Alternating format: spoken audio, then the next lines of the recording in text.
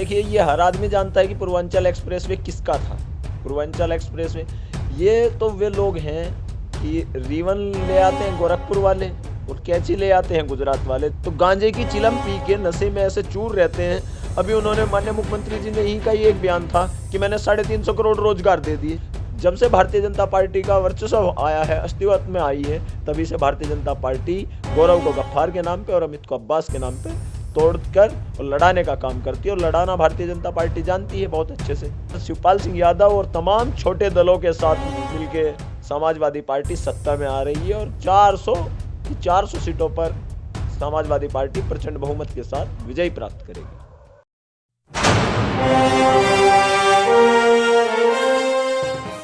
नमस्कार दोस्तों, मैं सुमित यादव। आप देख रहे हैं द सुनामी का चुनावी सफ़र और मेरठ में इस समय मौजूद हैं और मेरे साथ मौजूद हैं प्रगतिशील समाजवादी पार्टी के वरिष्ठ नेता चौधरी विवेक बालियान। इनसे कुछ बातचीत करेंगे, कुछ शिवपाल सिंह यादव को लेकर बातचीत, कुछ अखिलेश यादव को लेकर बातचीत, क्योंकि काफ़ी चीज़ें चल रही हैं कि चाचा साथ हैं कि नहीं हैं और आशीर्वाद मिलेगा कि नहीं मिलेगा। तो काफ़ी सारे बयानबाजी बीच में शिवपाल सिंह यादव ने भी करी, तो सारी बातें करेंगे। तो जी सर, पहले तो बहुत बहुत स्वागत है आपका। बहुत बहुत धन्यवाद। तो क्या लग रहा है सर, अब काफ़ी शुरुआत इसी से करता हूँ। अब बीच में एक बयान शिवपाल सिंह यादव का ये आया कि अखिलेश यादव को उन्होंने कहा कि अगर हम, अखिलेश यादव ये सोच रहे हैं कि हम चुनाव जीत चुके हैं, अगर हम 403 पे लड़ने लगे तो हश्र बुरा होगा।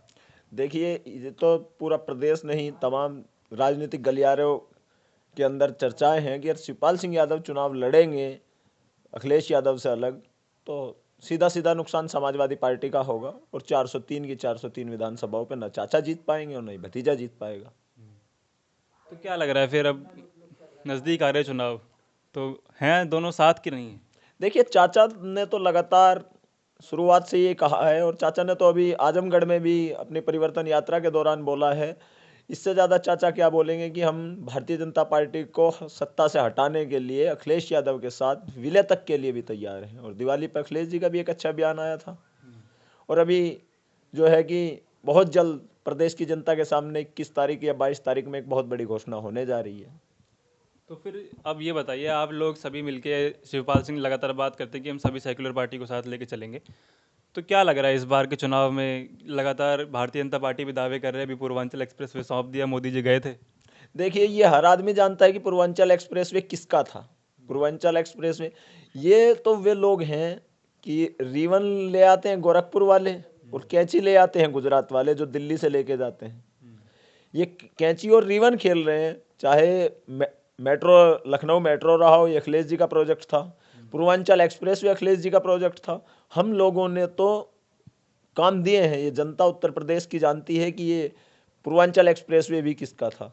सिर्फ बाबा मुख्यमंत्री ने पूरे 5 सालों में अगर अपना एक भी काम किया हो, सिर्फ बाबा ने एक विचार धारण उनके मन में आ चुका है कि मुझे उद्घाटन करने हैं, तो बाबा मुख्यमंत्री का नाम मुख्यमंत्री पद से हटा के योगी आदित्यनाथ उद्घाटन कर देने वाला रख देना चाहिए, उद्घाटन वाला रख देना चाहिए। तो एक बात और है कि लगातार ये बातें हो रही हैं, अखिलेश जी भी बोलते हैं कि हम 400 सीट पे जीत रहे। तो जब शिवपाल और अखिलेश साथ में आएंगे तो कुछ सीटों की जो बातचीत होगी, अखिलेश लगातार ये बोल रहे हैं कि 2 सीट पक्की है, 2 सीटों पे बात करने की अखिलेश बात कर रहे हैं, बाकी वो कह रहे हैं बाकियों पे विचार किया जाएगा जो जीतने वाली होंगी। नहीं, अभी अखिलेश जी ने जो अपना दिवाली पे अपने गांव सैफई से बयान दिया था, उस बयान से प्रगतिशील समाजवादी पार्टी का कार्यकर्ता हो या समाजवादी पार्टी का कार्यकर्ता हो, कार्यकर्ताओं में खुशी का माहौल है, क्योंकि अखिलेश जी ने कहा था कि चाचा के सभी लोगों को सम्मान दिया जाएगा और ज़्यादा से ज़्यादा सम्मान देने का काम करेंगे। और जो बात है कि भारतीय जनता पार्टी के भी दावे हैं कि हम 400 सीटों पे जीत रहे हैं। देखिए, 400 सीट तो भारतीय जनता पार्टी की नहीं आ रही हैं, लेकिन हाँ, किसी कुर्सी वाले के यहाँ उन्होंने 400 कुर्सियां बुक कर दी हों तो 403 की बजाय चाहे 800 सीट भी ले आए। अगर शिवपाल सिंह यादव और तमाम छोटे दलों के साथ मिलके समाजवादी पार्टी सत्ता में आ रही है और 400 सीटों पर समाजवादी पार्टी प्रचंड बहुमत के साथ विजय प्राप्त करेगी। अच्छा, पश्चिमी उत्तर प्रदेश में हम लोग हैं, मेरठ में हैं, किसान आंदोलन का बहुत बड़ा असर पश्चिमी उत्तर प्रदेश में रहा। तो क्या लग रहा है इस चुनाव में, आने वाले चुनाव में कितना असर हम देखेंगे कि किसान आंदोलन की वजह से कुछ फ़ायदा विपक्ष को होता है? देखिए, विपक्ष को तो क्षेत्रीय जो चुनाव हुए थे हम अभी जिला पंचायत के 6 महीने पहले, तो क्षेत्रीय चुनाव में ही भारतीय जनता पार्टी को जो जनता जनार्दन है उन्होंने तो वोट नहीं दिया था। जनता जनार्दन तो पश्चिमी उत्तर प्रदेश की नहीं, तमाम उत्तर प्रदेश की भारतीय जनता पार्टी को नकार चुकी है।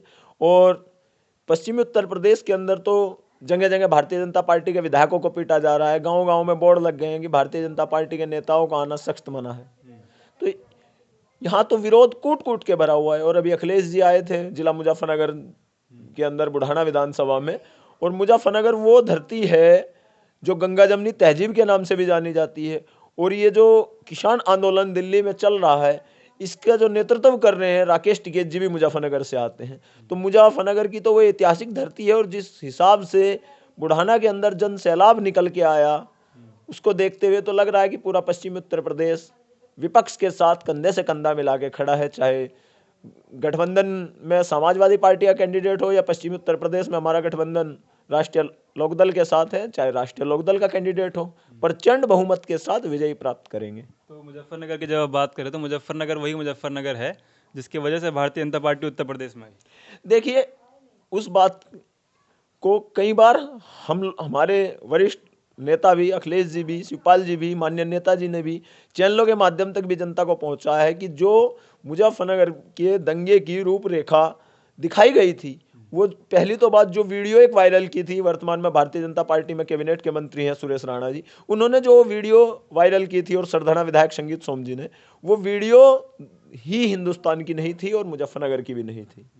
इसी के चलते उनको दंगे के आरोप में जेल भी काटनी पड़ी थी। दंगा फैलाने का काम समाजवादी पार्टी ने नहीं किया था, दंगा कराने का काम सिर्फ भारतीय जनता पार्टी करती है। और आज से नहीं, जब से भारतीय जनता पार्टी का वर्चस्व आया है, अस्तित्व में आई है, तभी से भारतीय जनता पार्टी गौरव को गफ्फार के नाम पे और अमित को अब्बास के नाम पे तोड़कर और लड़ाने का काम करती है। और लड़ाना भारतीय जनता पार्टी जानती है बहुत अच्छे से, वो हिंदू मुस्लिम नहीं जानती। अभी जब सत्ता में आई थी 2017 के बावजूद, चाहे सहारनपुर की घटना रही हो कि ठाकुर समाज के लोगों और एससी समाज के, आज वो क्या एससी समाज को सम्मान मिला? बाबा मुख्यमंत्री आज ये एससी सम्मेलन कर रहे हैं, तब कहां था? मैं तो पूछना चाहता हूं कि जब कौशाम्बी के सांसद केशव प्रसाद मौर्य जी उत्तर प्रदेश में डिप्टी सीएम जैसे महत्वपूर्ण पद पर थे और माननीय मुख्यमंत्री जी गोरखपुर में थे, तो उन्होंने होम सेक्रेटरी को बुला के बैठक कर ली थी। और पूरा प्रदेश जानता है कि माननीय मुख्यमंत्री जी ने आते ही वो जिस कुर्सी पर केशव प्रसाद मौर्य जी बैठे थे, वो विधानसभा के बाहर फंकवा दी थी, वो तौलिया डस्टबिन में डलवा दिया था। तो क्या ये ऐसे एससी लोगों का सम्मान करते हैं? क्या एससी को भी ये हिंदू नहीं मानते हैं? तो एक सवाल फिर और है, जो जातियों की जब बात आती है तो भाजपा भी यादव सम्मेलन कर रही है, कश्यप सम्मेलन इतना बड़ा मुजफ्फरनगर में अखिलेश जी आए थे। तो जातियां जो हैं, जाट जो बिखरा था 2013 के दंगे के बाद से, दोबारा क्या साथ जा रहा है? देखिए, जाट जो है पश्चिमी उत्तर प्रदेश के अंदर 122 विधानसभा सीटें ऐसी हैं जिन पे जाट समाज चुनाव हराने का काम और जिताने का काम करता है। और जाट समाज अब की बार विपक्ष के साथ है। और विपक्ष के साथ इसलिए भी है कि जाट जो आता है किसान में आता है, किसान के अंदर तमाम बिरादरियां हैं, लेकिन जाट समाज का क्या है कि उसका मूल्य रूप खेती ही है। उसी के अंदर इसी भारतीय जनता पार्टी ने एक नया लॉलीपॉप दिया अभी किसानों को कि 40 रुपए बढ़ा दिए गए, लेकिन जो 18 क्विंटल की पर्ची हुआ करती थी वो पर्ची 15 क्विंटल की कर दी गई और उसमें 10% पर्चियां कम कर दी गई। जिस किसान की 100 पर्ची आती थी उनको 90 दिए जाएंगे और क्विंटल भी 18 की बजाय 15 दिया जाएगा। तो किसान पे तो डबल मार हो गई कि 40 रुपए का लॉलीपॉप दे दिया, लेकिन उससे ज्यादा जो उसके खेत में गन्ना खड़ा है उसको बेचने जाएगा। अब कहाँ बेचने जाएगा?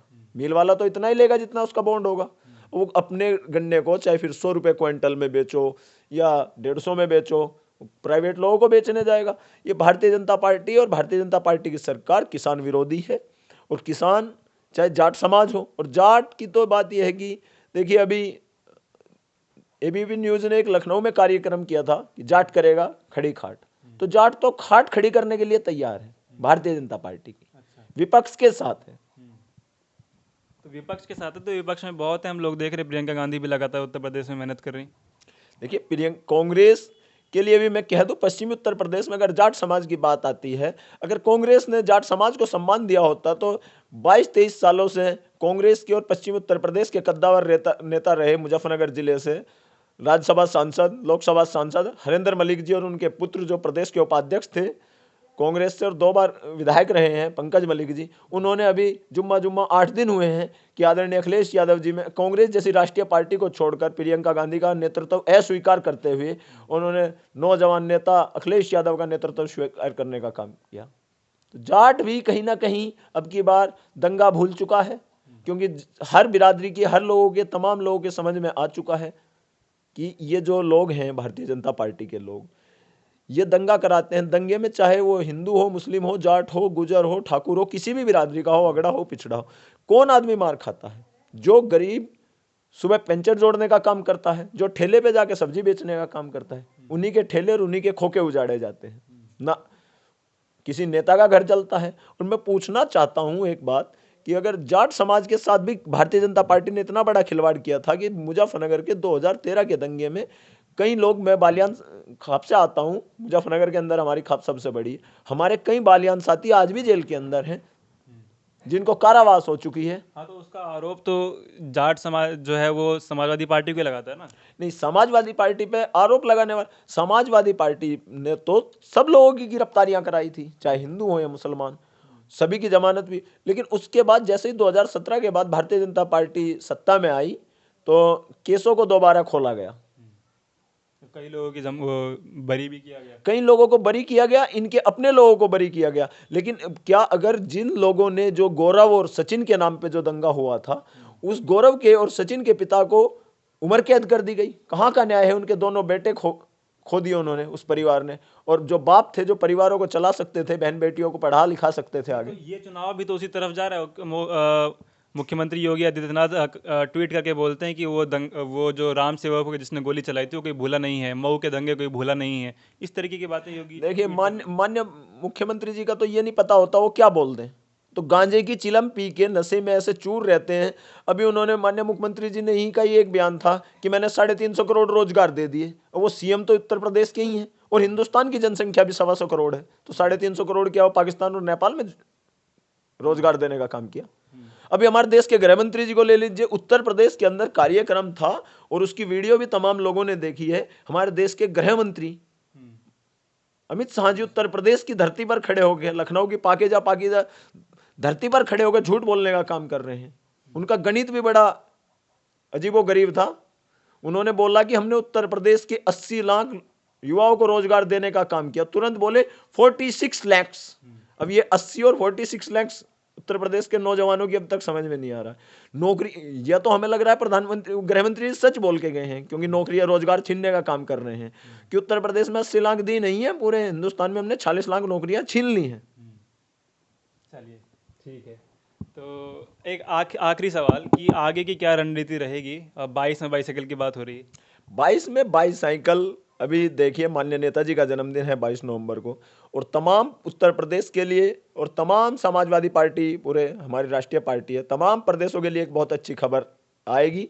चाचा भतीजा एक साथ नजर आएंगे, और उत्तर प्रदेश के अंदर समाजवादी पार्टी में माननीय शिवपाल सिंह यादव जी पहले भी कई बार कह चुके हैं, लगातार जब से सरकार गई है, जब से उन्होंने अपना अलग दल बनाया है, तभी से लगातार वो कह रहे हैं कि मुझे मुख्यमंत्री नहीं बनना है, मुख्यमंत्री अखिलेश जी को ही बनाएंगे। तो अभी बहुत अच्छी खबर आएगी और समाजवादी पार्टी प्रचंड बहुमत से जीत के सत्ता में आएगी। और ये जो किसानों के साथ, नौजवानों के साथ ये उत्पीड़न हो रहे हैं, सबके उत्पीड़न बंद किए जाएंगे। तो एक सवाल और है मेरा कि समाजवादी पार्टी हो, चाहे राष्ट्रीय लोकदल हो, चाहे वो शिवपाल जी हो, ये पार्टी हमेशा से गांव देहात में मजबूत रही है, किसानों की पार्टी कहा जाता है दोनों पार्टियों को। शहरों में आज भी लोग इन लोग समाजवादी या फिर आरएलडी के साथ आने को तैयार नहीं। देखिए, ऐसा कुछ नहीं है, क्योंकि आप मैं मेरठ में बैठा हूं इस वक्त, मेरठ से भी शहर का विधायक कौन है इस वक्त? समाजवादी पार्टी के हैं रफीक अंसारी जी। ऐसा नहीं है कि शहरों में नहीं, शहरों मजबूत हैं आप लोग। शहरों में भी बिल्कुल, गांव गलियों से। और चौधरी चरण सिंह जी के और लोहिया जी के विचारों पे चलने वाली हमारी पार्टी है। लोहिया जी और चरण सिंह जी कहा करते थे कि किसी भी क्षेत्र का रास्ता हो, किसी भी दल का रास्ता हो, वो खेत और खलियान और गांव से होकर गुजरता है। और ये जो हम शहर में बैठे हैं, हम कहाँ शहर के वासी थोड़ा ही हैं, हम अभी गांव से आए हैं। चलिए ठीक, बहुत शुक्रिया आपका। तो ये थे हमारे साथ चौधरी विवेक बालियान, और साफ तौर से ये बात है कि कोई अच्छी खबर समाजवादी पार्टी के जो समर्थक हैं और शिवपाल जी के समर्थक हैं और अखिलेश यादव के समर्थक हैं, उनके लिए कोई अच्छी खबर आ सकती है। तो फिलहाल मैं ये वीडियो ख़त्म कर रहा हूँ। आगे की जो भी तस्वीर होगी आप लोगों को दिखाएंगे। 4 महीने चुनाव को रहते हैं, क्या तस्वीर है और उत्तर प्रदेश की जनता क्या चाह रही है वो लगातार दिखाने की कोशिश कर रहे हैं। तो जुड़े रहें हमारे साथ और इस वीडियो को शेयर करें। आपसे मुलाकात होगी अगली वीडियो में। तब तक के नमस्कार, खुश रहें, स्वस्थ रहें।